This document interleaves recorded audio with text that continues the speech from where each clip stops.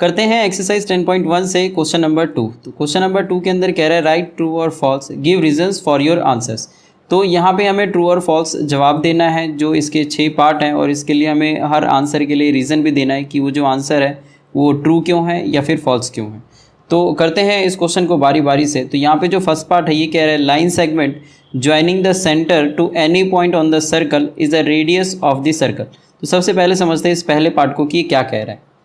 तो ये क्वेश्चन कह रहा है कि line segment joining the centre to any point on this circle. तो जिस तरीके से अगर एक सर्कल है और सर्कल के ऊपर जितने भी होते हैं ये पॉइंट्स, ये सेंटर से कनेक्ट है। जो अगर यहाँ पे कोई सेंटर है तो ये सेंटर से ये कनेक्ट है। तो ये कह रहा है कि जो भी ये लाइन सेगमेंट है जो सेंटर से कनेक्ट हो रखा है, ठीक है, ये सभी हम रेडियस बोल सकते हैं। तो जाहिर सी बात है जो रेडियस है वो क्या होता है, रेडियस होता है सेंटर और जो ये बाउंड्री है सरकमफ्रेंस, इस पर कोई भी एक ऐसा पॉइंट जिससे ये जुड़ा हुआ हो, इसको हम रेडियस बोलते हैं। तो यहाँ पे वही बात कह रहा है line segment joining the centre. तो joining the centre to any point on the circle, तो सेंटर को किसी भी सर्कल के किसी पॉइंट को अगर ये ज्वाइन करता है तो इस लाइन सेगमेंट को इज अ रेडियस। तो ये जो लाइन सेगमेंट है ये एक रेडियस है, रेडियस ऑफ द सर्कल है। तो ये जो बात है ये ट्रू है।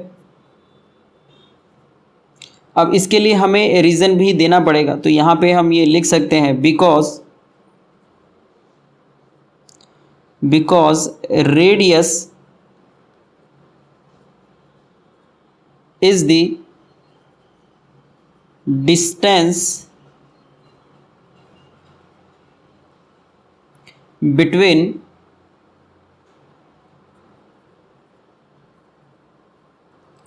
The centre and the point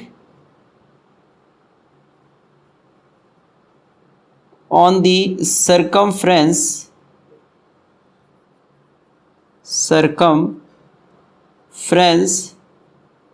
of the circle। तो ये जो आंसर है ये ट्रू होगा, क्योंकि रेडियस क्या होता है, रेडियस होता है वो डिस्टेंस जो सेंटर और सरकमफ्रेंस, सर्कल के सरकमफ्रेंस पे कोई भी पॉइंट हो उसके बीच में जो ये डिस्टेंस है इसको हम बोलते हैं रेडियस। तो आंसर इसका ट्रू है और ये आप रीज़न दे सकते हैं। सेकेंड पार्ट में कह रहा है कि a circle has only finite number of equal chords. तो जो आप ये सेकेंड पार्ट में देख रहे होगे क्वेश्चन, ये कह रहा है कि a circle has only finite number of equal chords. इसका ये मतलब होता है, सबसे पहले हम समझते हैं कि कॉर्ड क्या होता है। तो जैसे एक सर्कल है और इस सर्कल के ऊपर अगर कोई भी दो पॉइंट्स है तो इसके बीच में जो ये लाइन है, मतलब दो पॉइंट को जोड़ने वाला जो ये लाइन है, इसको हम कॉर्ड बोलते हैं। तो जो ये कह रहा है कि a circle has only finite number of equal chords. तो फाइनाइट का मतलब है कि जो फिक्स नंबर है, या 100 हो सकता है, 100 कॉर्ड्स बन सकते हैं, 100 इक्वल कॉर्ड्स। जैसे ये एक कॉर्ड हो गया और एक कॉर्ड मैं इस तरीके से बना दूं जो कि ये इक्वल हो। तो यहाँ पे ये दो इक्वल कॉर्ड्स हो गए, तो दो मतलब फाइनाइट हो गया। तो 100 हो सकते हैं, 50 हो सकते हैं, किसी सर्कल में 75 हो सकते हैं, ये फाइनाइट नंबर ऑफ कॉर्ड्स बन सकते हैं। तो ये कह रहा है a circle has only finite number of equal chords. तो यहाँ पर जो आंसर आएगा, मतलब ये ट्रू और फॉल्स में से आंसर आएगा फॉल्स, क्योंकि इस तरीके का जो कॉर्ड है हम ये बहुत सारा बना सकते हैं इसके ऊपर। अभी ये दोनों इक्वल हो जाएंगे, मतलब जितने भी मैंने कॉर्ड्स बनाए हैं ये इक्वल हो सकते हैं, ये इक्वल हो सकते हैं, ये इक्वल हो सकता है, मतलब इसे बहुत सारे कॉर्ड्स, इक्वल कॉर्ड्स इसमें बन सकते हैं। तो यहाँ पे इसका जो आंसर है ये आएगा फॉल्स, और यहाँ पे हमें रीज़न में लिखना पड़ेगा। तो रीज़न के लिए जो मैं स्टेटमेंट लिख रहा हूँ ये हो सकता है कि since there are infinite points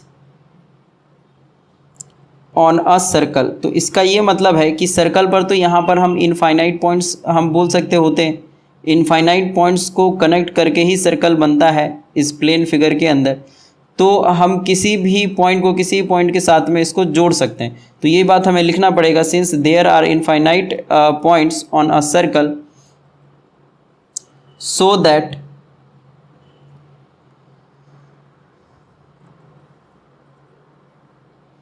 we can draw infinite number of equal chords. Hence the statement is false. Hence the statement is false. तो क्योंकि इसके ऊपर हम इनफाइनाइट नंबर ऑफ पॉइंट्स बना सकते हैं, इसीलिए हम यहाँ पर infinite number of equal chords भी ड्रॉ कर सकते हैं। क्योंकि इतने सारे पॉइंट्स है तो कोई भी जो 2 पॉइंट्स है उससे हम फिर एक कॉर्ड बना देंगे, फिर जैसे हमने यहाँ पे कॉर्ड बनाया है ऐसे हम यहाँ बना सकते हैं। तो मतलब बहुत सारा हम कॉर्ड बना सकते हैं। तो ये सेकंड पार्ट का आंसर हो गया फॉल्स, और यहाँ पे आप ये रीज़न दे सकते हैं। अब चलते हैं पार्ट थर्ड में। तो इस थर्ड पार्ट में कह रहा है कि if a circle is divided into 3 equal arcs each is a major arc. तो सबसे पहले हम समझते हैं कि ये आर्क क्या होता है, फिर मेजर और माइनर।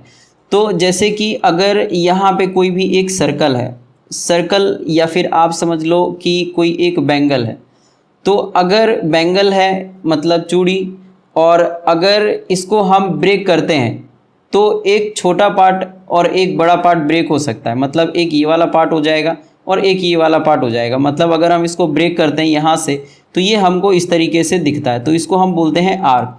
जो बड़ा आर्क होता है उसको हम बोलते हैं मेजर आर्क। इसको हम बोल सकते हैं कि ये मेजर आर्क है। और जो ये छोटा पार्ट है, छोटा आर्क है, इसको हम बोलते हैं माइनर आर्क। तो ये जो माइनर आर्क है, और अगर हम इसको एकदम बीचों बीच अगर हम बनाएं तो ये जो आर्क होगा ये एक सेमी सर्कल भी कहलाएगा। अगर ये एक ऐसा आर्क हो जो बिल्कुल ही सेंटर में हो, जैसे यहाँ से है एकदम आधा आधा हो, सेंटर के इधर से अगर ये जा रहा हो इस जगह से, तो ये वाला जो आर्क होगा वो एक सेमी सर्कल बनाएगा। तो सेमी सर्कल का जो आर्क होगा इसको हम मेजर या फिर माइनर में, अगर इससे छोटा होता है तो हम इसको माइनर में रखते हैं, और अगर इस सेमी सर्कल से अगर बड़ा हो जाता है तो हम इसको मेजर आर्क में रख देते हैं। तो ये कह रहा है कि अगर कोई एक सर्कल है, इसको हम 3 में अगर इक्वल आर्क्स में अगर डिवाइड करें तो each is a major arc, तो वो मेजर आर्क कहलाएगा। तो अगर हम उसको यहाँ से और यहाँ से 3 इक्वल आर्क में, जैसे ये और ये अगर ये इक्वल आर्क है तो क्या ये मेजर आर्क है? तो जो आंसर होगा वो आएगा नहीं, क्योंकि ये बहुत ही छोटे पड़ जाएंगे, ये सेमी सर्कल वाला आर्क नहीं बनेगा, सेमी सर्कल से बहुत छोटा होगा। और इसीलिए क्योंकि ये सेमी सर्कल से छोटा है तो हम इसको मेजर आर्क नहीं बोल सकते, इसको हमें माइनर आर्क बोलना पड़ेगा। तो यही चीज़ हमें रीजन में देना पड़ेगा यहाँ पे कि जो आंसर है, आंसर इज़ फॉल्स। और यहाँ पे हमें रीज़न में देना पड़ेगा कि हम मानते हैं लेट कि यहाँ पे ये ए पॉइंट हो गया, ये बी पॉइंट हो गया और ये सी पॉइंट हो गया। तो let A B and C are the points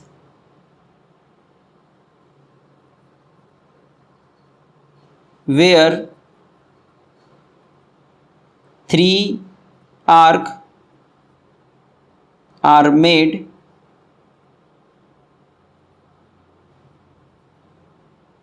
namely AB, BC and CA. These all the 3 arcs are smaller than a semicircle. Therefore all are minor arcs. Therefore all are minor arcs. तो ये जो सारे छोटे छोटे जो ये arc बने हैं इसको हम मेजर आर्क नहीं बोल सकते, क्योंकि सेमी सर्कल से छोटा है, इसीलिए हम इसको माइनर आर्क बोल सकते हैं। और ये हमारा रीज़न हो गया। तो फॉल्स इसका आंसर है, फॉल्स। और बाकी ये सब रीजन में आप लिख सकते हैं। करते हैं पार्ट 4। तो पार्ट 4 के अंदर कह रहा है a chord of a circle which is twice as long as its radius is a diameter of the circle. तो मैंने आपको बताया कि जो ये सर्कल है, अगर इसके ऊपर कोई भी दो पॉइंट्स है और इसको अगर हम जोड़ देते हैं तो इस लाइन को हम कॉर्ड बोलते हैं।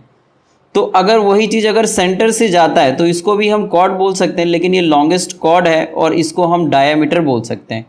तो ये डायामीटर हो गया। तो डायामीटर क्या हो गया? डायामीटर तो कॉर्ड है, लेकिन इस डायामीटर के अंदर अगर हम सेंटर से इसको जोड़ते हैं तो ये रेडियस है और इधर भी ये रेडियस है। तो डायामीटर यहाँ पर क्या है? ये कॉर्ड हो गया जो डायामीटर है, और ये क्या है? ये ट्वाइस ऑफ रेडियस है। तो यहाँ पर जो ये स्टेटमेंट कह रहा है वो तो बिल्कुल सही कह रहा है कि जो कॉर्ड है किसी भी सर्कल का which is twice as long as its radius is a diameter of the circle.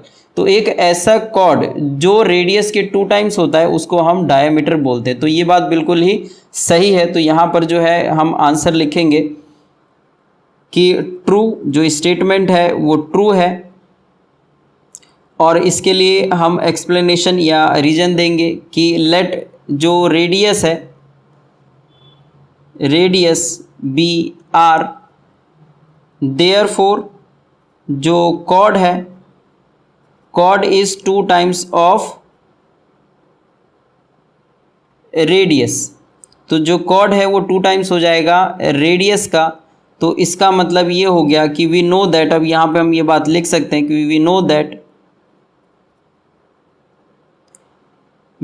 That जो डायामीटर है,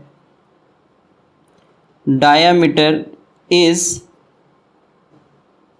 twice of the radius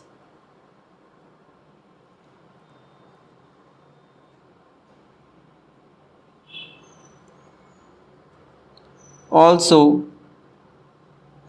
it is the longest chord, hence statement is true। तो इसीलिए जो statement होगा ये true होगा, hence statement is true। तो ये हमने रीजन भी दे दिया और ये हमारा 4th पार्ट का आंसर हो जाएगा। अब देखते हैं 5th पार्ट में। 5th पार्ट में कह रहा है कि sector is the region between the chord and its corresponding arc. तो सबसे पहले हम सेक्टर, कॉर्ड और आर्क के बारे में बात करते हैं। तो जैसे अगर कोई भी एक सर्कल हो गया और सर्कल को हम किसी एंगल से सेंटर के साथ अगर हम कट करें तो ये हमको कुछ ऐसा दिखेगा, इस तरीके से।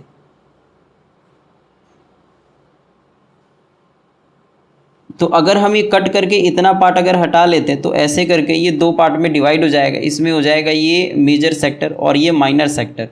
तो अब ये कह रहा है कि जो सेक्टर है वो एक ऐसा रीजन होता है बिटवीन दी कॉर्ड। अब अगर हम यहाँ पे कॉर्ड बनाए तो ये कॉर्ड ये बनेगा, तो ये कॉर्ड है एंड इट्स कॉरस्पॉन्डिंग आर्क। तो ये कॉर्ड और आर्क के बीच में जो ये जगह है, ठीक है, इसको हम सेक्टर बोलेंगे। ऐसा स्टेटमेंट ये कह रहा है 5th पार्ट। लेकिन ये चीज़ नहीं होता है, मैंने आपको बताया कि सेक्टर इस तरीके का होता है जो हम रेडियस को कट करके और किसी एंगल पर अगर थीटा एंगल हम यहाँ से हटाएं तो थीटा एंगल के साथ में एक सेक्टर यहाँ से हटेगा, तो ये सेक्टर होता है। और अगर हम किसी भी सर्कल को इस तरीके से अगर यहाँ से किसी कॉर्ड से अगर हम काटते हैं तो ये 2 पार्ट में डिवाइड होता है जिसको हम बोलते हैं सेगमेंट। तो यहाँ पे इस कॉर्ड के साथ में एक पार्ट इधर आएगा और एक पार्ट ऊपर चले जाएगा। तो ये कुछ इस तरीके से दिखेगा कि एक ये पार्ट है और एक ये पार्ट है, तो एक बड़ा पार्ट एक छोटा पार्ट।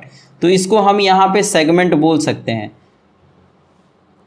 तो क्वेश्चन में कह रहा है कि sector is the region between the chord and its corresponding arc. तो ये कॉर्ड और कॉरस्पॉन्डिंग आर्क के बीच में जो जगह है ये सेक्टर है। तो ये सेक्टर नहीं है, इसको हम सेगमेंट बोलते हैं, जैसा मैंने अभी आपको बताया। तो यहाँ पे जो आंसर हो जाएगा ये हो जाएगा फॉल्स, ये इनकरेक्ट स्टेटमेंट है।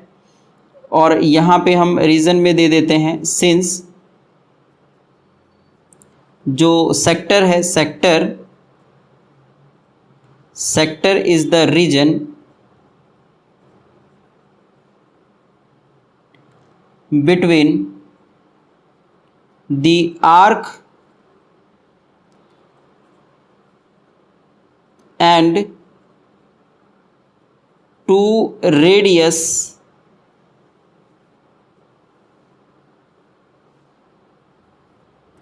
joining the center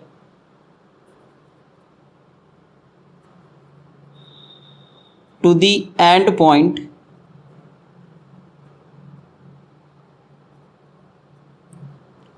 of the arc. तो therefore statement is false. Therefore statement is false, या सिर्फ आप एक बार false लिख के और आप ये रीज़न दे सकते हैं। तो यहाँ पे मैं आपको एक बार और बता दूं कि क्या लिखा हुआ है। ये लिखा है कि सिंस जो सेक्टर है वो एक ऐसा रीजन है between the arc and two radius, तो ये आर्क और दो रेडियस के बीच में घिरा हुआ जो जगह होता है इसको हम सेक्टर बोलते हैं।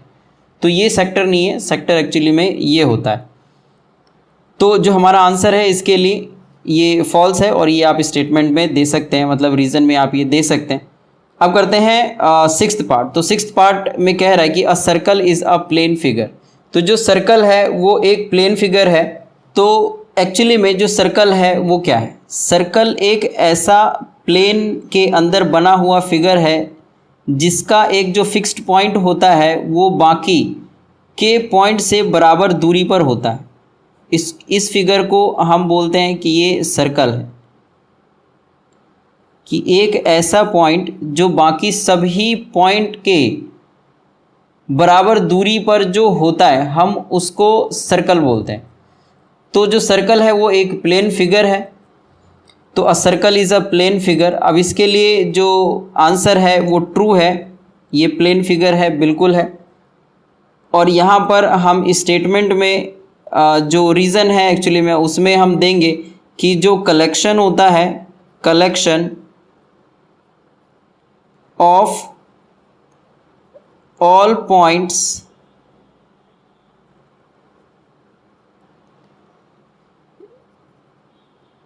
in a plane which are equidistant from a fixed point, from a fixed point on the plane. Hence statement is true. तो इसका ये मतलब है कि ये जितने भी पॉइंट्स हैं जो इनका कलेक्शन है, collection of all points in a plane, तो इस प्लेन के अंदर जितने भी पॉइंट्स हैं इन सभी का कलेक्शन इस तरीके से which are equal distance from a fixed point, तो ये सभी के सभी फिक्स्ड पॉइंट से इक्वल डिस्टेंस पर हो, जुड़ा हुआ, from a fix point on the plane. तो इस प्लेन के ऊपर जो ये सारे पॉइंट है किसी एक फिक्स पॉइंट से बराबर दूरी पर होता है, इसको हम सर्कल बोलते हैं। तो ये जो स्टेटमेंट है ये बिल्कुल ही ट्रू है। और जो ये कह रहा है कि ये सर्कल एक प्लेन फिगर है, तो बिल्कुल ये सही बात है और ये हमारा आंसर हो गया। तो इस तरीके से जो 6 के 6 पार्ट है ये हमने कर लिए।